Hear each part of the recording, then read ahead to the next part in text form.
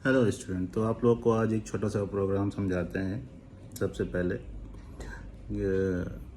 PHP को लिखते कैसे। सपोज करिए आपने लिखा इको उमाटेक 81, तो इसका आउटपुट आता है उमाटेक 81। लिखने का तरीका मैं बता चुका हूँ कि कैसे PHP के टैग स्टार्टिंग और एंडिंग टैग आप लिखते हैं। लास्ट में आप इको से स्ट्रिंग को लिखते हैं।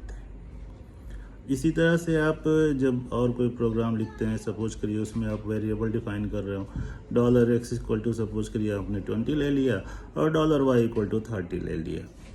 अब इफ़ की कंडीशन में दोनों वेरिएबल को कंपेयर करते हैं तो डबल इक्वल लगाते हैं। फिर ब्रेसेस का यूज होता है, कंडीशन, ये सब आगे चीज़ें और भी समझाऊंगा जिन लोगों को नहीं पता है कि जैसे होता है मझला कोष्टक से ओपन किया जाता है और मझला कोष्टक से बंद किया जाता है। जब कोई कंडीशन लगाते हैं, जैसे इफ़ लिखा, इफ़ के बीच में ब्रैकेट में अपने कंडीशन लिख दी तो इक्वल की जगह से डबल इक्वल लिखते हैं और उसके बाद वो कंडीशन को ओपन करते हैं तो वही मझला ब्रैकेट उलट के लगाते हैं।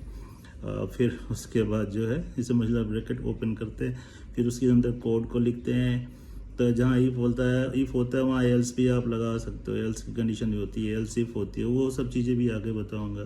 फिर जहाँ पे भी उसको क्लोज करना होता है, तो जैसे आप मझला कोष्टक बंद करते हैं ऐसे इसमें आप बंद कर सकते हैं, बंद करते हैं। अब डबल इक्वल क्या होता है, ट्रिपल इक्वल क्या होता है। अगर आपने डबल इक्वल लिखा तो इसका मतलब हो गया कि आप वैल्यू कंपेयर कर रहे हो, उसके डाटा के टाइप को नहीं कर रहे हो। जैसे अगर मान लीजिए आपने 10 को एज ए इंटीजर लिखा तो वो 10 हो जाता है, लेकिन अगर आपने 10 को एक सिंगल कोट में लिख दिया तो वो एक स्ट्रिंग वैल्यू हो जाती है, वो उसका डाटा टाइप चेंज हो जाता है, डाटा टाइप उसका स्ट्रिंग हो जाता है, वैल्यू उसकी 10 ही रहती है। तो 10 और 10 दोनों बराबर होते हैं, तो उस केस में इक्वल लिखा जाता है। लेकिन अगर आपने ट्रिपल इक्वल का यूज कर दिया तो वहाँ पे वैल्यू के साथ साथ डाटा भी कंपेयर होता है। तो सपोज करिए आपने x इक्वल टू 10 लिखा और y equal to single code में 10 लिख दिया, देन आप उसको अगर कंपेयर कराओगे तो वो इक्वल नहीं माना जाएगा ट्रिपल इक्वल के केस में। अगर आपने डबल इक्वल लिखा तो वो माना जाएगा।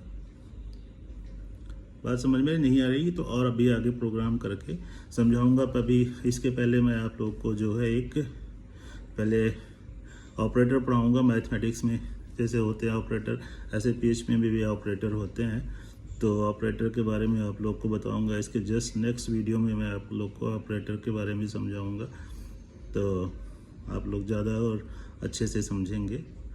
और मैं कोशिश करूंगा कि लैपटॉप पे भी आप लोग को प्रोग्राम समझाऊँ। तो आप लोग मेरी नेक्स्ट वीडियो का वेट करिए और लाइक करिए और शेयर करिए लोगों से, कुछ लोग जुड़े तो ज़्यादा मज़ा आएगा फिर पढ़ाने में। Thank you.